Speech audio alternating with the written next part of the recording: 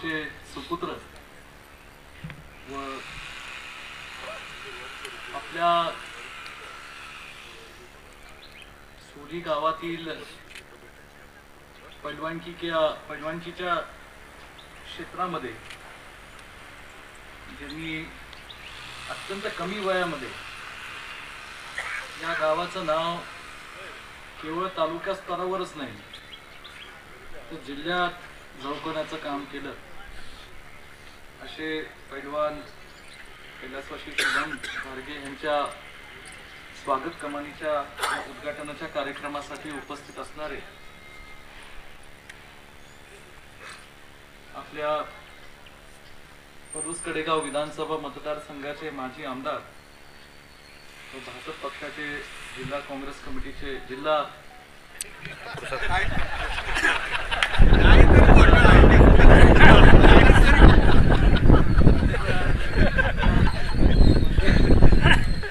बाबा म्हणजे आता बाळासाहेब म्हणले स्टेजवर जायला नको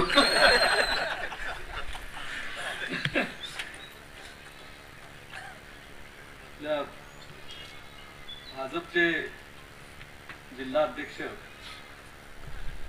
ज्येष्ठ नेते सन्मान्य आदरणीय पृथ्वीराज बाबा देशमुख, या ठिकाणी उपस्थित असणारे जिल्हा मध्यवर्ती बँकेचे संचालक व रयत शिक्षण संस्थेचे उपाध्यक्ष आदरणीय महेंद्रप्पा लाड, इथं उपस्थित असणारे या गावचे ज्येष्ठ नेते आणि जिल्हा काँग्रेस कमिटीचे माजी अध्यक्ष डॉक्टर पतंगराव कदम सोनीरा सहकारी साखर कारखान्याचे संचालक आदरणीय भीमराव नाना, भारतीय सहकारी बँकेचे संचालक आणि जिल्ह्याचे युवा नेते डॉक्टर जितेश कदम, सोलीच्या आपल्या ग्रामपंचायतीच्या सरपंच आदरणीय प्रणाली सूर्यवंशी, आमचे पुतणे सन्मान्य हरिभाऊ कदम आणि या पैलवानकीच्या क्षेत्रामध्ये नवा पैलवानांना सातत्याने आधार देणं आणि ज्यांनी स्वतः पैलवानकीच्या क्षेत्रात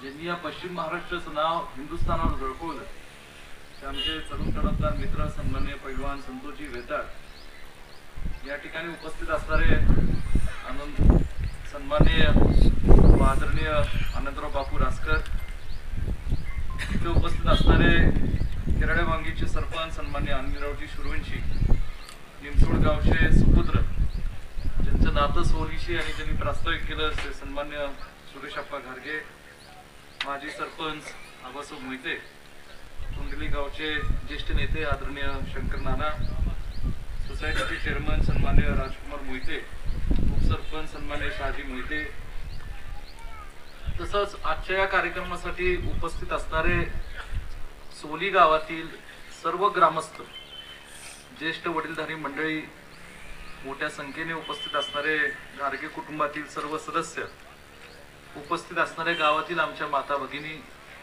ग्रामपंचायतीचे आजी माजी सदस्य, सोसायटीचे आजी माजी संचालक आणि खरं शुभमवर प्रेम करणारे केवळ या सोली आणि निमसोड गावातीलच नव्हे त्या परिसरातील सर्वच उपस्थित असणारे कार्यकर्ते, नेतेगण आणि सर्वच पत्रकार उपस्थित बंधू भगिनी, 12 ऑगस्ट च्या रोजी एक अत्यंत वाईट घटना ही आपल्या सर्वांना ऐकायला मिळाली आणि शुभम घारगेसह आपल्या परिसरातील आणखी 4 जण एका दुर्दैवी अपघातामध्ये आपल्यातून निघून गेले. प्रचंड मोठा धक्का हा केवळ आपल्या मतदारसंघालाच नव्हे तर सांगली जिल्ह्यामध्ये आणि पश्चिम महाराष्ट्रात लोकांमध्ये आणि खास करून पैलवानकी क्षेत्रामध्ये असणाऱ्या पैलवानांना हा धक्का बसला. शुभम घारगे आणि त्यांचे सर्व पैलवान मित्र सहकारी एका कुस्तीच्या मैदानासाठी शेजारच्या तालुक्यात गेलेले होते आणि ते मैदान संपून की सगळी मंडळी आपल्या म्हणजे एकत्रितपणे आपापल्या गावी परत येत होते. मला आठवतं त्या दिवशी मी योगायोगाने मतदारसंघातच होतो आणि मला अचानक फोन आला की अशी घटना घडली. त्या क्षणाला मी प्रत्येकाच्या घरी त्या दिवशी संध्याकाळी पोहोचलो आणि खरोखरच ही घटना मनाला प्रचंड वेदना देणारी होती. सगळी मुलं ही वयातली होती. आपला शुभम ही 18 वर्षाचा होता आणि खरं या वयात ज्यांना पैलवानकीचा नाद असतो ती वेगवेगळ्या फडात जाऊन खरं आपल्या गावाचं नाव मोठं करण्याचा एक प्रामाणिक प्रयत्न करत असतात. क्रांती कारखान्याच्या कुस्ती संकुलामध्ये त्यांनी प्रशिक्षण घेतलं आणि आपल्या गावचेच वस्ताद सन्मान्य मोहिते पैलवान यांच्या मार्गदर्शनाखाली त्यांनी पैलवानकी शिकली आणि वडील सुद्धा गेल्या अनेक वर्षांपासून पैलवानकीच्या क्षेत्रामध्ये काम करत असल्यामुळे पैलवानकीचा नाद असल्यामुळे घरातला आपला एक मुलगा तरी पैलवान झाला पाहिजे या हेतूने त्यांनी त्यांना चांगलं प्रशिक्षण ते त्यांच्या घरात सुद्धा कुटुंबापासून सुरुवात झाली होती. वास्तविक पाहता या घटनेनंतर सगळा जिल्हा मतदारसंघ हादरून गेला आणि आज मला खरं त्यांच्या वडिलांचं मनापासून कौतुक करायचंय. कारण अनेकांच्या घरात दुःखद घटना घडतात आणि त्या दुःखामध्ये अडकून न राहता त्यातनं निसर्गाचा हा नियम आहे हा स्वीकारून खरं तर आपल्या सर्वांना धाडसाने बाहेर यावं लागतं. परंतु नुसतं बाहेर येऊन चालत नाही, तर आपल्या दुःखद प्रसंगातून इतरांचं चांगलं कसं करता येईल, समाजामध्ये चांगला संदेश कसा देता येईल ह्याचाही काही मंडळी प्रामाणिक प्रयत्न काही कुटुंब करत असतात. त्यांच्या वडिलांनी ठरवलं की माझा मुलगा चांगला पैलवान होता, कमी वयातच तरी पैलवानकीच्या क्षेत्रामध्ये सगळ्यांचा आशीर्वाद घेऊन चांगलं लौकिक मिळवलं होतं. आता त्याच्या नावाने काहीतरी स्मारक या गावामध्ये असावं म्हणून त्यांनी गावात ही कमान उभा करण्याचा निर्णय घेतला. खरं आदरणीय भीमराव नाना आणि या गावातल्या सर्व समस्त ग्रामस्थांनी मोठी साथ त्यांना दिली. गावातल्या लोकांची साथ होती म्हणून खरं हे धाडस त्यांच्या वडिलांनी केलं आणि अत्यंत अल्प काळामध्ये काही तांत्रिक अडचणी होत्या, ते मला भेटायचे, पृथ्वीराज बाबांना भेटायचे, आम्ही आमच्या पद्धतीने त्यांना मदत करायचो. परंतु ही सगळ्या अडचणी बाजूला ठेवून त्यांनी धाडसाने ही कमान उभी केली आणि आज तुमच्या आमच्या सर्वांच्या साक्षीने आज त्या कमानीचं लोकार्पण सोहळा या गावासाठी या ठिकाणी करण्याचं काम हे घाडगे कुटुंबाच्या वतीने होत आहे. आज खरं सांगायचं म्हणलं तर माझ्या आधीच्या वक्त्यांनी काही गोष्टींचा उल्लेख केला. पैलवानकी क्षेत्रामध्ये सांगली जिल्ह्याचं आणि विशेषतः आपल्या कडेगाव तालुक्याचं, पलूस तालुक्याचं नाव हे प्रचंड मोठं आहे. एक काळ होता की जे चांगले पैलवान तयार व्हायचे ते आपल्या पलूस कडेगावच्या सांगली जिल्ह्याच्या मातीत तयार व्हायचे, जे केवळ महाराष्ट्रात नव्हे ते हिंदुस्थानाच्या नकाशावर या ठिकाणी जाऊन पोहोचायचे. परंतु गेल्या काही वर्षांमध्ये आता मातीच्या कुस्ती बरोबर जे मॅटची कुस्ती सुरू झालेली आहे आणि त्याला मॅटच्या कुस्तीमध्ये राष्ट्रीय आणि आंतरराष्ट्रीय स्तरावर जे काय आपण जे खेळ खेळले जातात, ऑलिम्पिक्स किंवा कॉमनवेल्थ गेम्स किंवा इतर जे काही राष्ट्रीय खेळ असतात त्याच्यात आज त्या मॅचच्या कुस्तीला एक मोठे महत्व आलेले आहे आणि त्याच्यामुळं बऱ्यापैकी पैलवानचं आता तिकडं सुद्धा वळले. थोडंफार आता इतर राज्य, हरियाणा सारखी राज्य पुढे यायला लागलेली आहेत आणि कुठेतरी आपली ही परंपरा म्हणजे एकेकाळी मला आठवतं की प्रत्येक गावात तालीम असायची आणि त्या तालमीत खरं खेळणारे खरं मातीचे पैलवान असायचे. आता ती संख्या दिवसेंदिवस थोडीशी कमी होत चाललेली आहे आणि म्हणून मला थोडीशी काळजी वाटते की आता ही पैलवानकीचं क्षेत्र जे आहे त्याला ताकद देण्याची वेळ आलेली आहे. त्याच्या पाठीशी खंबीरपणे उभं राहण्याची, सगळ्यांनी लोक चळवळ उभं करून या ठिकाणी उभे राहण्याची वेळ आली. मगाशी उल्लेख केला 2008 साली आम्ही महाराष्ट्र केसरी कुस्ती स्पर्धा कडेगाव मध्ये भरवलेली होती. उत्स्फूर्त असा प्रतिसाद महाराष्ट्रातनं आणि आपल्या मतदारसंघातल्या लोकांनी दिला आणि त्यानंतर माझे बंधू अभिजित कदम यांच्या नावाने कुस्ती संकुल उभं केलं. खरं ते गेल्या काही वर्षात त्याचं मॅनेजमेंट आम्हाला जमलं नाही, पण आता येणाऱ्या काही दिवसातच फार चांगले आणि मोठे बदल करून पुन्हा एकदा त्याचं पुनर्जीवन करून चांगले या तालुक्यातल्या पैलवानांना बळ देण्याचं काम हे अभिजित कदम कुस्ती संकुलाच्या माध्यमातून देणार आहे.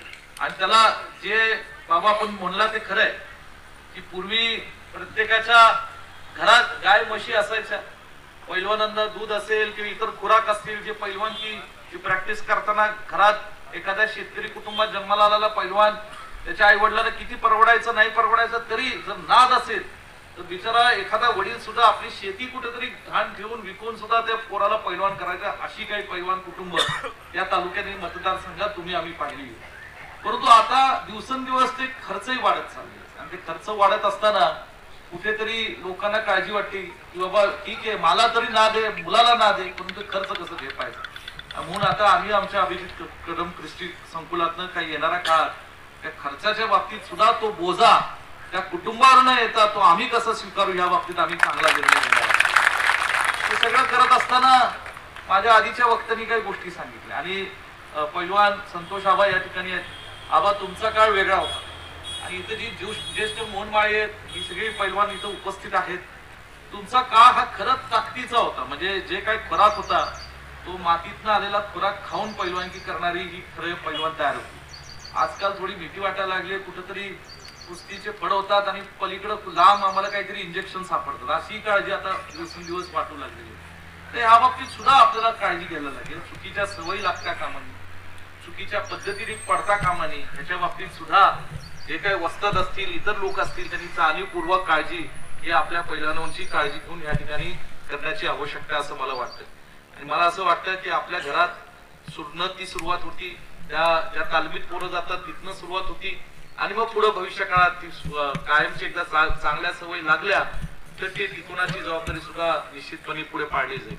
आज मला फार लांब लचक भाषण करायचं नाही. कमान मला वाटतं लाख रुपये खर्च करून या कुटुंबाने बांधलेली आणि गावाच्या सोलीच्या आज विकासामध्ये सोलीच्या एका या संपूर्ण चांगल्या एका परंपरेमध्ये आज या गाडगे कुटुंबाने भर टाकलेली. म्हणून या ठिकाणी बाबा तुम्ही आम्ही निश्चितपणे नेहमी चांगल्या गोष्टींसाठी आपण एकत्र आहोत. तालुक्यातल्या गोरगरिबांचे प्रश्न असतील त्या बाबतीत एकत्र आम्ही सुद्धा ते सोडवण्याची जबाबदारी पार पडू. त्यात कसलं राजकारण पक्ष भिक्ष काही भानगड नाही. लोकांचे प्रश्न आहेत ना, ते प्रश्न सोडवण्याची भूमिका ही आमची सगळ्यांची या ठिकाणी राहील. आज महेंद्रप्पा या ठिकाणी व्यासपीठावर आहेत, जितेश आहेत, हरी आहेत, सगळी मंडळी आहेत. आज अनेक मंडळी या ठिकाणी या कार्यक्रमासाठी आवर्जून इथं आलेले आहेत. आज अनेकांच्या मी चेहऱ्यावर आज सगळं भावनिक एक वातावरण या ठिकाणी मी पाहतो आणि निश्चितपणे आपला जो हा पैलवान शुभम घाडगे याच्या नावाने जी कमान उभी केलेली आहे त्याचं स्मरण जे आपण करतोय त्याच्या पुरतं न राहता येणाऱ्या काळात त्याच्या पाठोपाठ चांगले पैलवान या सोलीच्या मातीतनं आणि तालुक्यातनं कसे घडवता येतील हे खरं श्रद्धांजली शुभम राहील असं मला प्रामाणिकपणे वाटतं की चांगले पैलवान या तालुक्यातनं अधिक चांगले घडवणं आणि त्यांना राज्य पातळीवर राष्ट्रीय स्तरावर पाठवणं ही आपली खऱ्यांची सगळ्यांची जबाबदारी आहे. आज पुन्हा एकदा आपण सगळे या ठिकाणी आलात. मला संतोष आबा मला तुमचा उल्लेख मी परवा आपल्या वडिलांचा उल्लेख केला, तुम्ही त्याचा उल्लेख केला तर मला एकच गोष्ट आठवते की ज्यावेळेस मी तुमच्या घरात आलो ज्या पद्धतीने तुमच्या वडिलांनी मला मिठी मारली होती ती मिठी मी कधी आयुष्यात विसरणार नाही.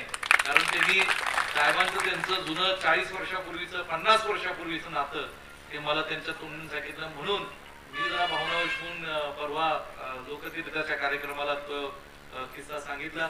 आपण सगळेजण इथं मोठ्या संख्येने उपस्थित राहिलात. सोलीकरांचं खरं मनापासून आभार मानले पाहिजे कारण तुम्ही सोलीकर ह्या कुटुंबाच्या पाठीशी उभे राहिला आणि म्हणून त्यांच्या वडिलांनी धाडस केलं. सोलीकरांच्या मनापासून खरं मला कौतुक करायचंय की आज तुम्ही सगळी मंडळी इथं मोठ्या संख्येने उपस्थित आहात.